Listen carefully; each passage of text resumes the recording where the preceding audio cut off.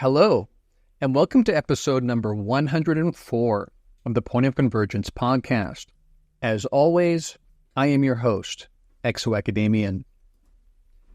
Beginning with the revelations that arose in a now famous 2017 New York Times article titled Glowing Auras and Black Money, the Pentagon's mysterious U.F.O program, and further brought to light with the allegations made by former military insiders like Luis Elizondo and David Grusch, the general public is being slowly acclimated to a reality that those of us who are part of this community have long known to be the case. Non-human intelligences and their technological marvels have been and continue to be in our very midst. Still, for those of us who regularly dive deep into these murky but often exhilarating waters, we know that these revelations, as startling as they are to the average Joe and Jane on the street, are really just the beginning. And that's because, simply put, there are numerous elements of human experience that simply don't play well with the prevailing paradigm that rules in Western civilization, at least at present.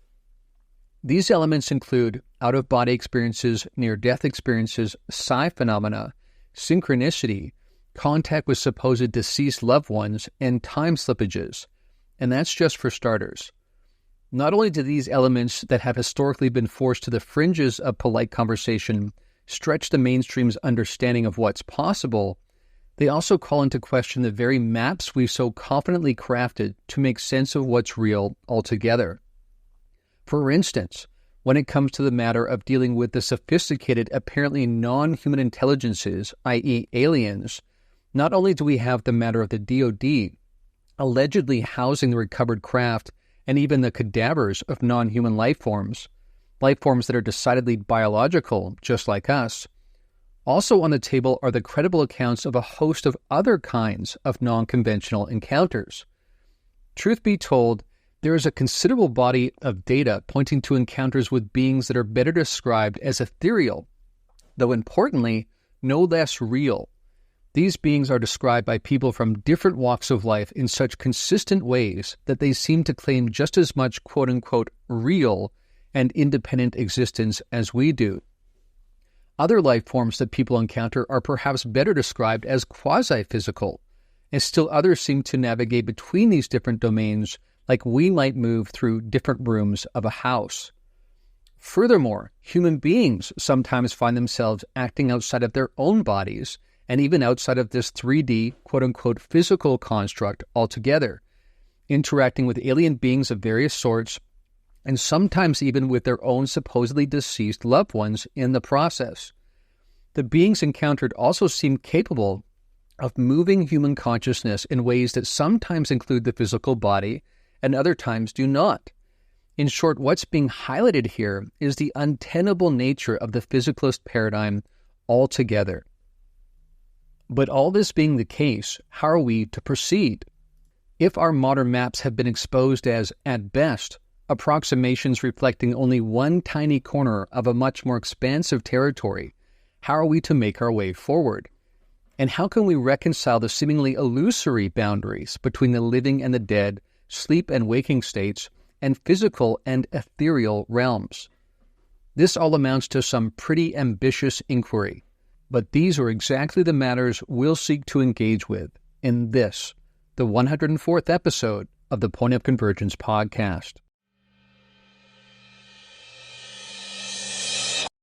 As we begin this week's episode, I'd just like to remind everyone that if you would like to support this podcast and my work in general, and in so doing gain access to all of my content, which includes not just Point of Convergence and Liminal Frames and Event Horizon, as well as the various feature series I create, live Q&As, and OTC Squared, as well as early access and discounts to my various online classes and in-person retreats, you can do so by going to patreon.com/ExoAcademian or by subscribing on Spotify.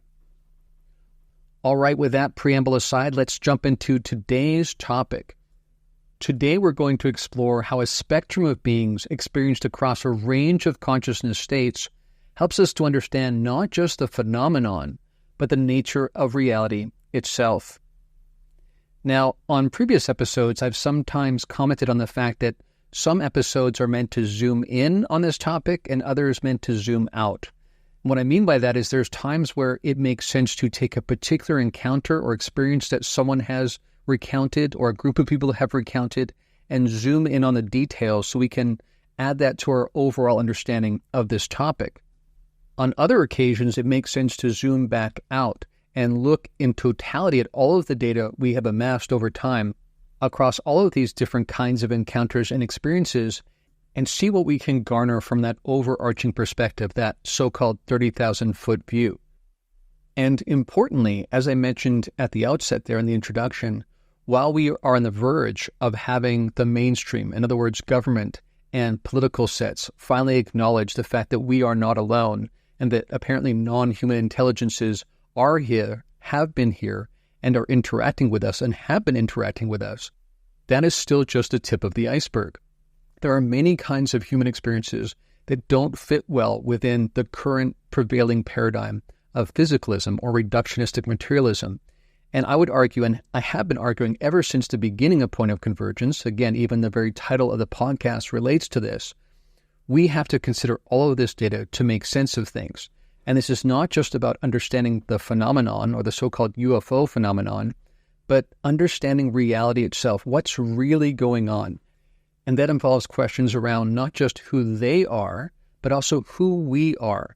And of course, the nature of the fabric of reality itself. How is this all stitched together? We have some really compelling data pointing in certain directions, and we're going to explore some of that today from this zoomed out 30,000-foot view. One of the revelations that has arisen in quantum physics is this notion that we should avoid hardline distinctions or hardline divisions between different aspects of reality, because as we zoom in really, really closely, we actually find that things get blurry. In other words, we think we can divide things up into separate objects, and that's, of course, how we navigate and perceive the world.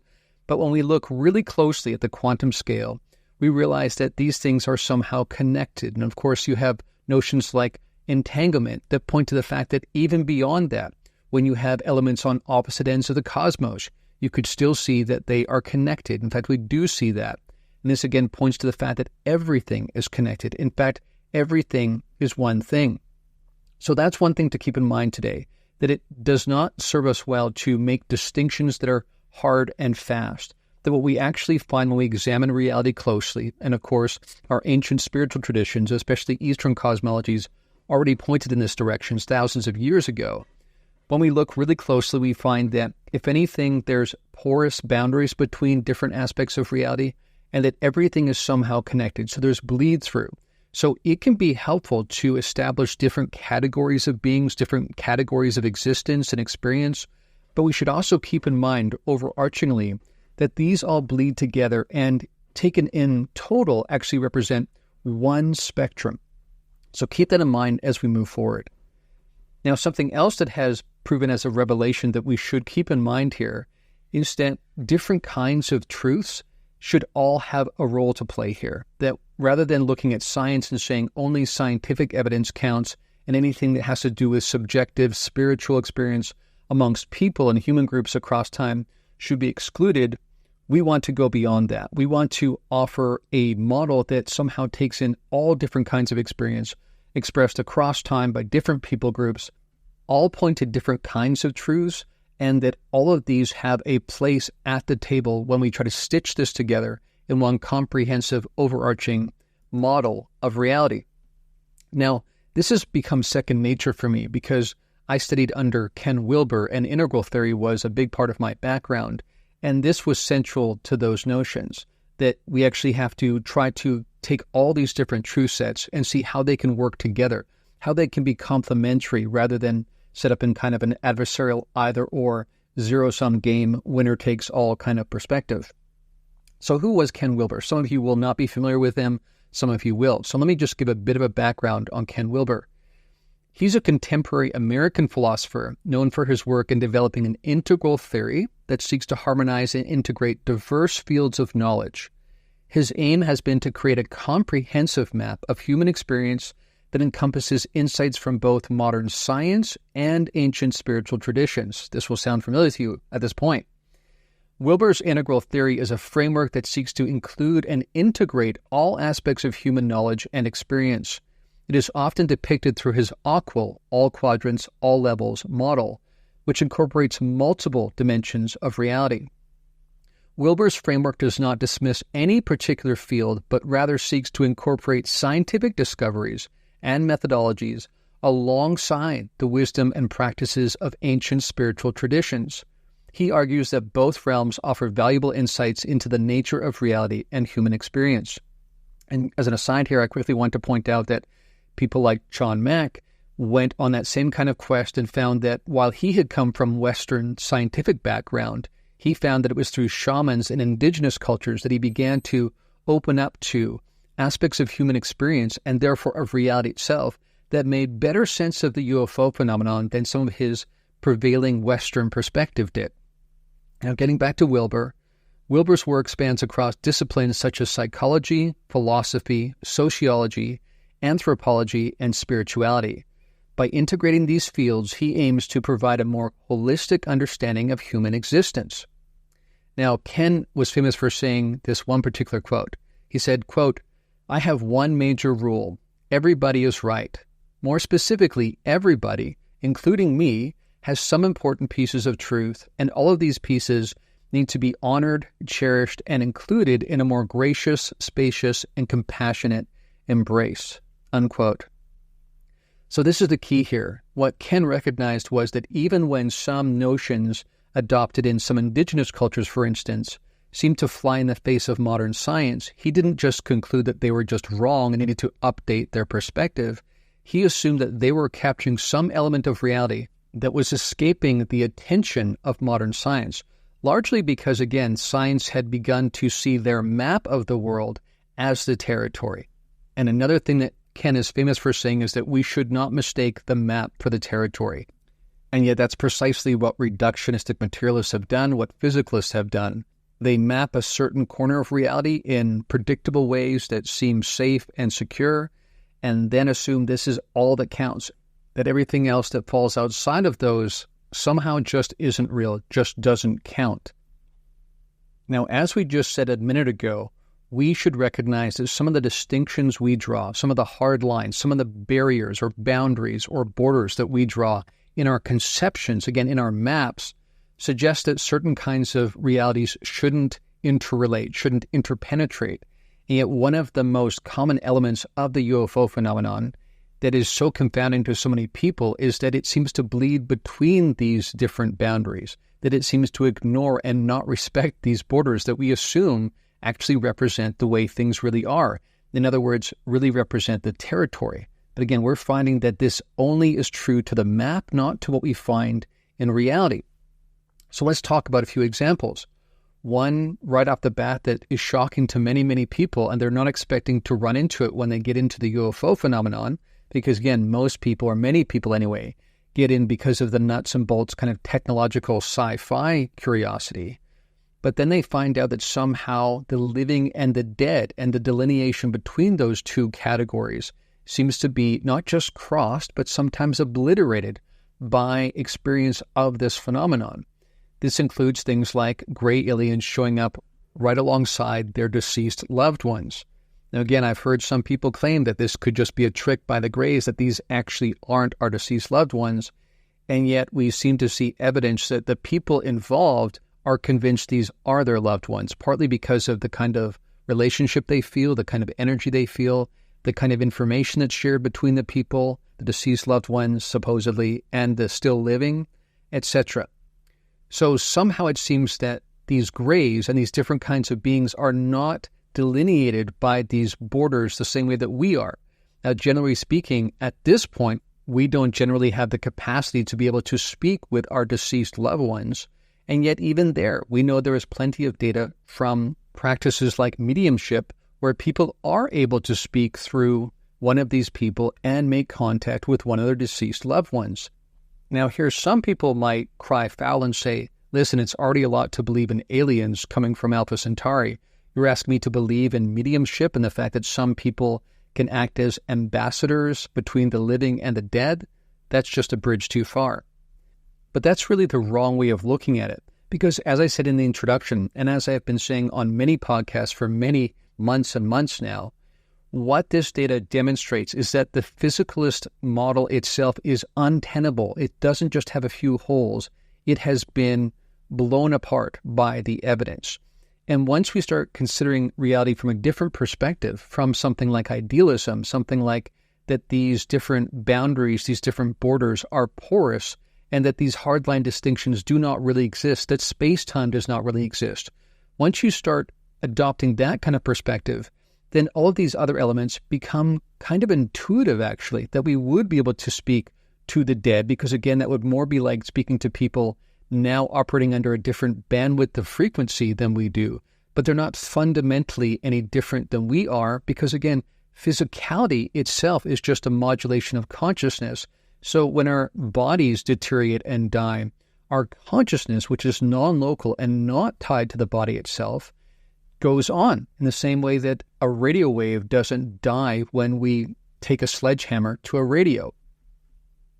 Another example of a kind of experience reported by human beings that is rejected by physicalists is the shamanistic practice, where shamans go into a meditative kind of state and journey to a different kind of consciousness state, or a different realm, you could argue. Again, those are kind of two ways of describing the same underlying reality, in order to gain information from other kinds of beings that don't exist on this plane, but do exist in parallel in those other planes.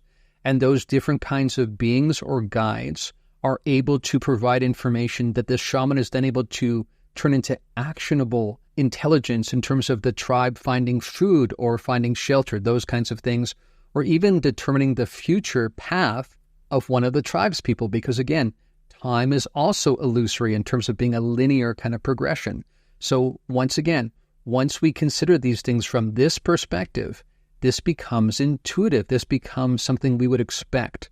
And indeed, once you start looking at it from this perspective, you find even more evidence than you did before, because you have overcome your self-censoring way of experiencing reality and have returned, or at least have begun to return, to an experience of reality where you look to the territory itself rather than relying on your map of the world, rather than relying on your referential understanding of what is possible. It's amazing how much we block out when we refer to a map rather than the territory itself. And this is a lesson that any Westerner would do well to learn. In the introduction, I mentioned how we are slowly getting to the point where our government is acknowledging that non-human intelligences of a sophisticated nature are in our midst. And again, these are supposedly carbon-based life forms of which we have the cadavers in storage somewhere. Now again, to the average person on the street, this might be really revelatory information. This might be a shock to the system. Probably will be, even though people do expect alien life to exist elsewhere in the galaxy. They're not really expecting it to be here. At least many people are not. So they will have to metabolize that reality. But of course, again, human experience goes well beyond just encountering supposedly alien beings on the physical plane. We have people I've already discussed in psychedelics, because when we think about the shamans, they will often use plant medicine, psychedelics, things like ayahuasca, which DMT is the active ingredient, in order to modulate their consciousness in such a way that they can traverse these boundaries, which again are porous, in order to visit these other kinds of beings that exist on a parallel plane and gain information about the plane they came from. So again, these bleed together. Now, another example of where we set up hardline distinctions is between sleep and waking states. So when we're asleep, we might dream about some person we've never met. We might dream about some sort of alien being and wake up and say, wow, what a dream. We almost never expect that that alien creature we encountered in the dream would somehow populate in physical reality, because again, we assume the dream world is just basically the machination of neurochemical activity in our brain while we're trying to restore ourselves through sleep. But once again, human experience does not support this notion. And to illustrate this point, I bring your attention to a case we discussed on this podcast of a man named Yossi Ronen, an Israeli man who was living in Los Angeles and had an encounter where he dreamed about these particular alien beings. He found them quite interesting, quite playful, quite pleasant. Then things took a different turn when he awoke, heard strange sounds in the front room of his apartment, and then found these same beings actually populating into physical reality in his waking state. And then, of course, he had a completely different physiological reaction, because when we're in sleep states, our fight or flight response is largely offline, and we actually seem to be open to and able to metabolize different kinds of information in a more expansive way than we can in our waking states, partly because we're not self-censoring and applying that kind of physicalist logic to our experience. So there are beings that even say they primarily communicate to us through dreams because that's the best chance they have to get the kind of information they're trying to convey to us, because we have let down our filters either voluntarily or involuntarily.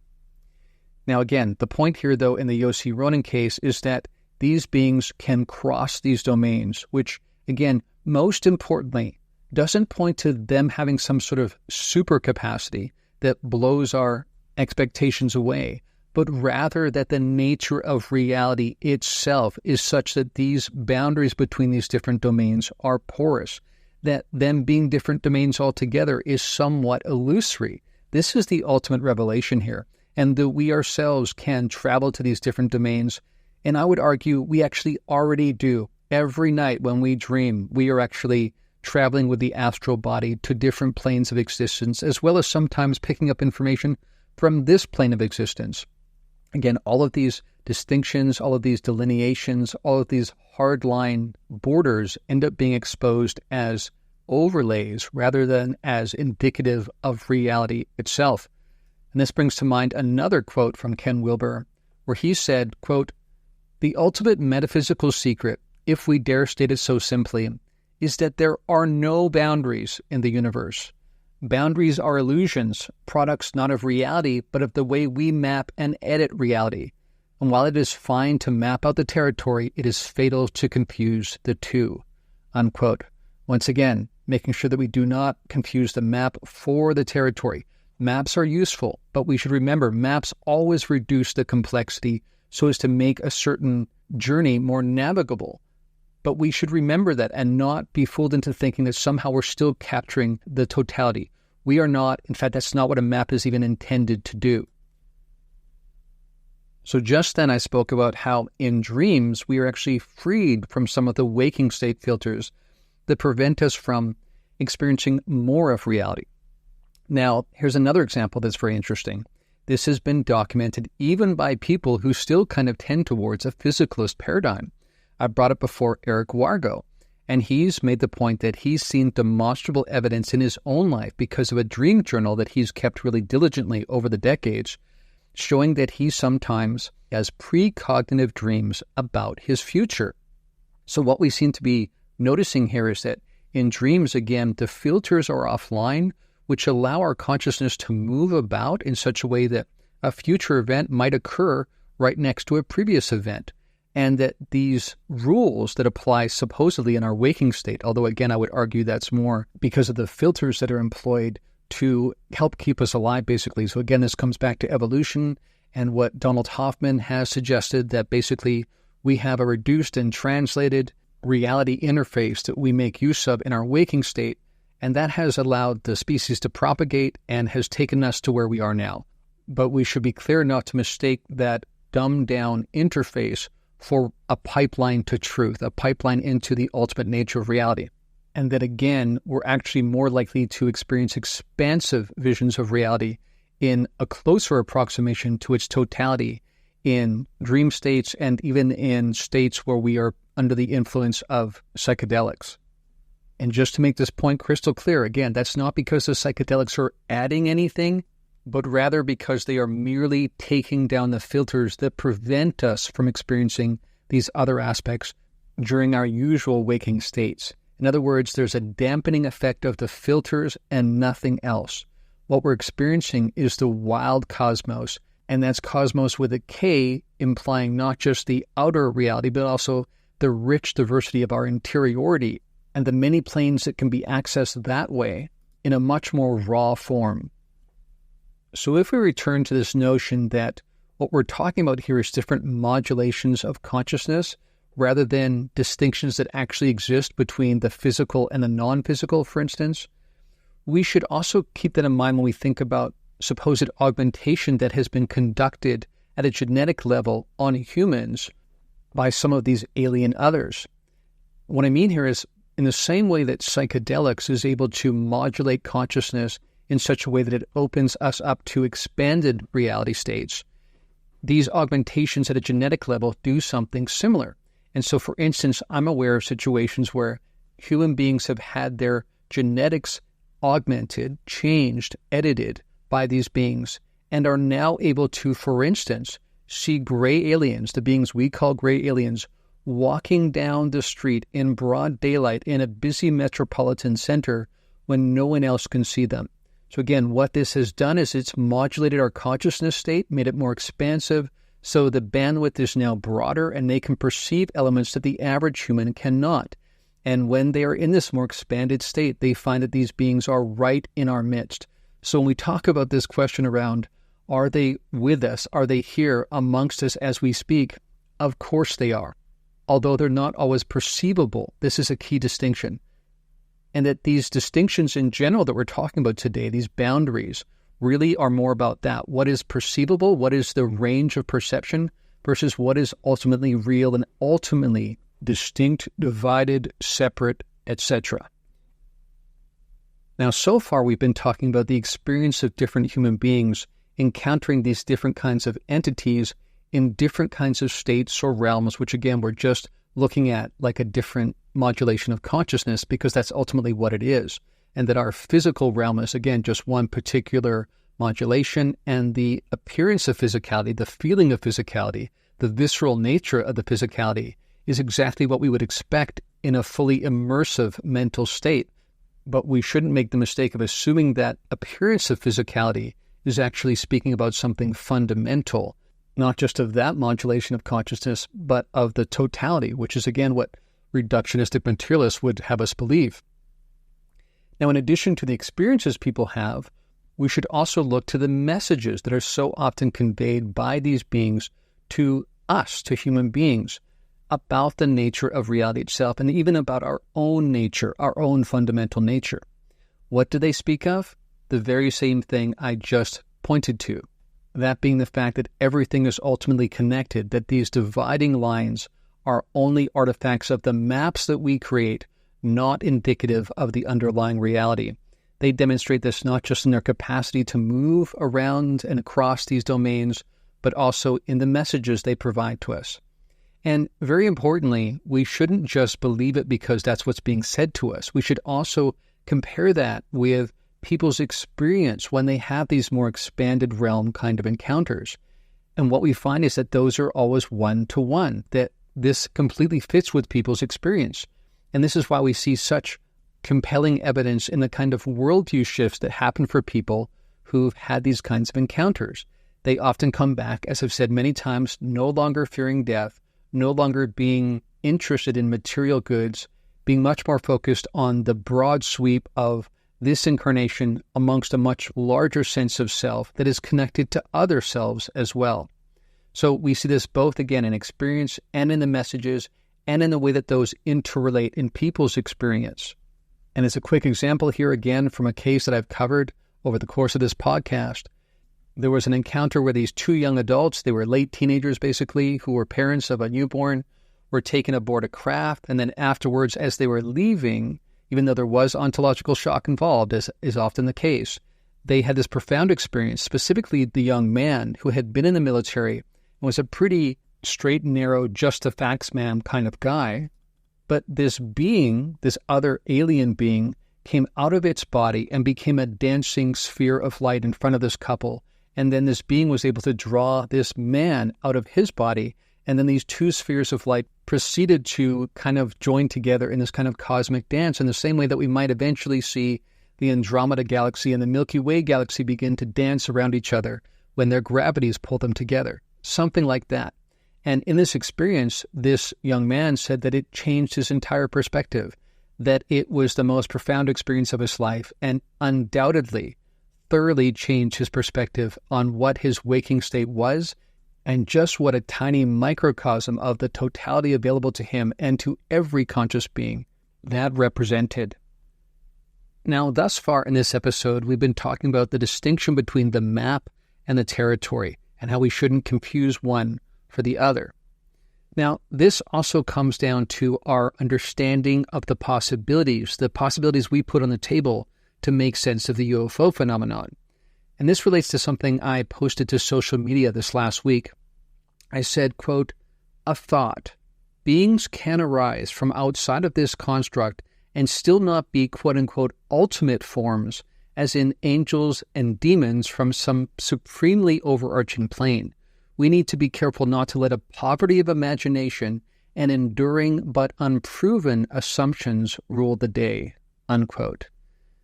So this again gets to the map versus the territory. We look to our maps, our pre-existing maps, to make sense of this new terrain that we're coming across, assuming that our maps are sufficient to answer those kinds of questions. But the thing is, we already have empirical data that's been building up over millennia, suggesting that map, this map that tries to make sense of the possibilities metaphysically, is insufficient, is woefully insufficient.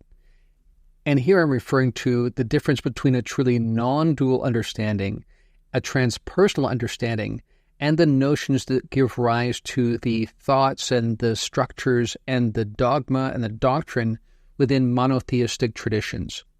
And what I'm saying here is that the data we have at hand seems to point towards a non-dual reality, that there is a fractal aspect to reality and a holographic aspect to reality that speaks to the fact that fundamentally we are not only all the same thing, but also fractal shards of the totality in our individuality, which seems paradoxical, but is the nature of reality itself. That just like with a hologram, you can take a tiny shard of a hologram, shine a light through it, and you will see not a tiny part of the whole as you might expect, but actually the whole itself, a rendering of the totality, even if with slightly less resolution.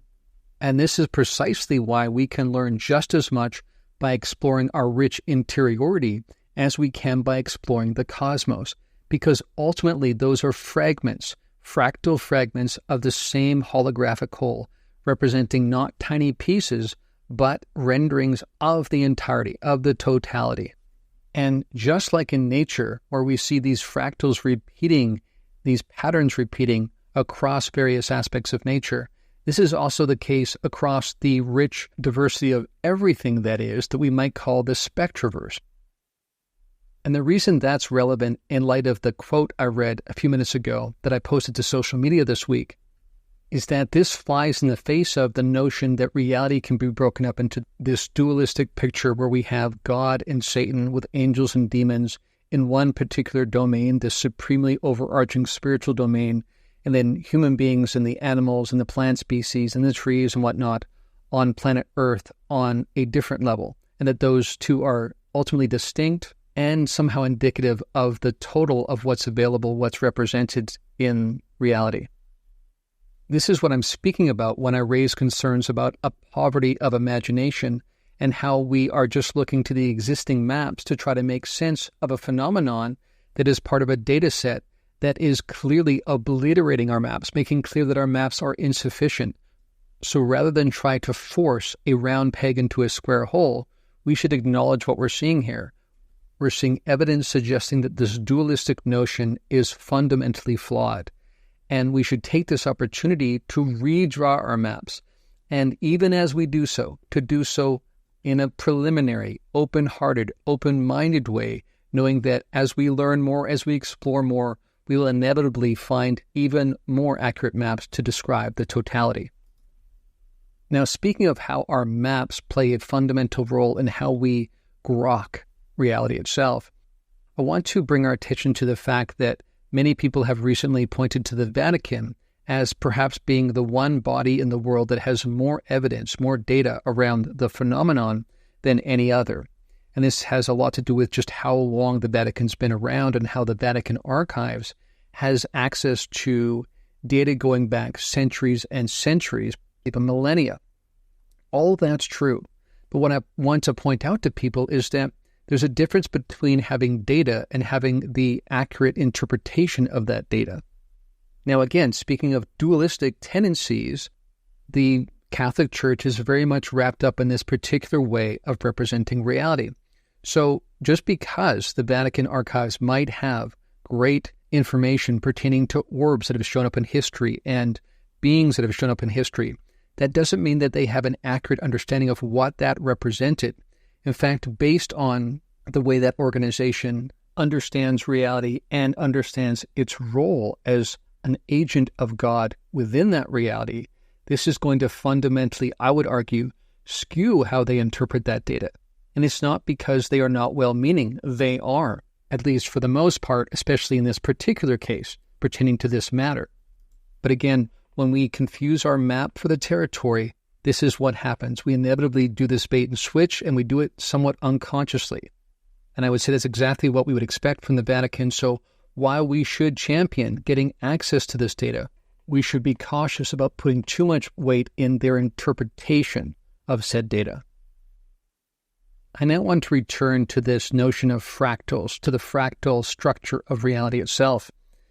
What's implicit here is not just the fact that there are different layers of reality that are fractal representations of each other, but also that we ourselves have fractal structure.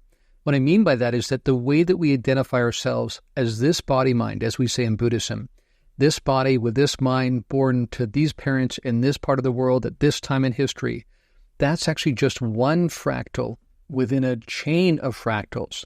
So again, this is why this is so interesting, because while as a society we're trying to reckon with the fact that there may be other beings that are sophisticated and intelligent, perhaps more so than us, that are in our midst, and how this changes our understanding of reality, that, as I said at the outset, is just the tip of the iceberg, because we are as much a mystery as these beings are, and our true nature has been as elusive as their ultimate nature, especially under the rubric ascribed under reductionistic materialism or physicalism. As I've been saying for a long time now, and as these beings have been saying for a long time now, and as this data set that is the experiencer literature points to time and time again, we ourselves are multi-dimensional beings. So it's not just that these others are coming from other realms that we might call other dimensions, but we have existence across different dimensions too. And indeed, I would suggest to you that this particular body-mind that we identify with, this ego that we identify with, is just one fractal within a larger fractal, a larger aspect of you, which some people call their higher self. I would call this the oversoul, and that we have different expressions of that oversoul in different iterations we call incarnations, and the life experience we rack up and the lessons we learn gets passed up that chain to this larger fractal structure that I call the oversoul.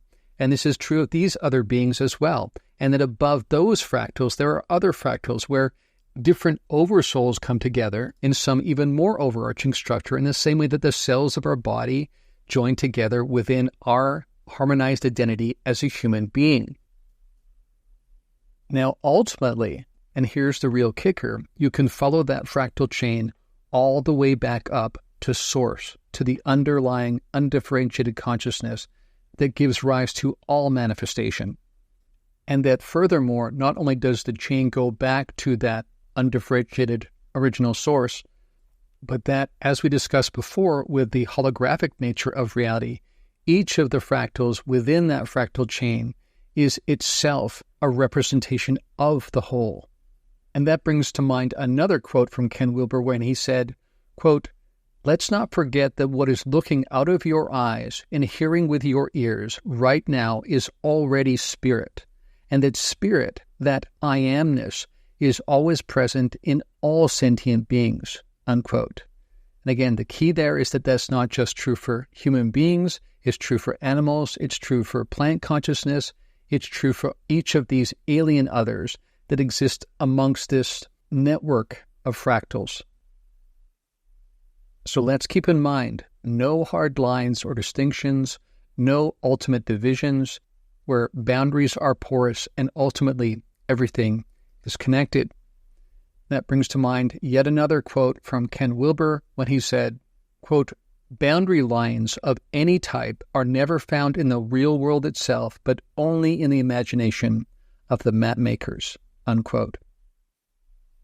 Now, of course, in addition to re-enchanting reality, and in addition to creating a much more robust, rich understanding of what is possible, what is ultimately real, there are other reasons why these messages given by these others and evidenced in reality itself, if we will pay attention and look away from our maps and back to the territory, is supremely relevant here and relates to the fact that this has everything to do with the challenges we are presently facing as a civilization. It's the illusion of separation, these distinctions that we assume exist, not just between ourselves and our higher selves, but even between each other, that is causing so many of the problems in the world because fundamentally, as I've been saying for a while now, we are out of alignment with the way things really are, and things never go so well when that is your configuration. And one more final quote from Ken Wilber that speaks to the fact that this perspective shift can help us address all the challenges we are presently facing. Quote, "In other words, the real problem is not exterior. The real problem is interior. The real problem is how to get people to internally transform from egocentric to sociocentric to world-centric consciousness, which is the only stance that can grasp the global dimensions of the problem in the first place, and thus the only stance that can freely, even eagerly, embrace global solutions," unquote. And of course, that perspective, that understanding has everything to do with the impetus behind my Essence of Being initiative, that all of the problems in the world, both individual and collective, as daunting as they may seem, as intractable as they may appear, are ultimately rooted in illusions of perspective, not in the world itself. Although, again, the key here is that our perspectives, the way we think about these things, does end up manifesting as physical reality. So we will create an unhealthy relationship with the planet if we continue to consider ourselves separate from the planet and from each other and from everything else. So when we consider the matters we discussed today from a more overarching perspective, it becomes clear that the revelations that have come to light via the UFO phenomenon are really just a few more breadcrumbs discovered upon the trail, along with other breadcrumbs arising from near-death experiences, out-of-body experiences, encounters with supposedly deceased loved ones, etc., telling us that reality and ourselves, along with these various others, are not ultimately distinct, that we are part of a seamless whole, represented in holographic fractal depth and breadth, and that epiphany could serve not only as the bookmark of a new global perspective, but also as the inflection point that served to chart a new path forward at the very moment that we most direly needed it. And of course, speaking of non-duality, that seemingly perfect potential alignment between the boiling point of our collective problems and the pathway to a solution is neither purely coincidental nor unrelated. And on that note, we've come to the close of another edition of the Point of Convergence podcast. If you'd like to support this podcast, you can do so by going to patreon.com/ExoAcademian or by subscribing on Spotify. But until next time, friends, from deep within the Blue Ridge Mountains of North Carolina, this is ExoAcademian signing out.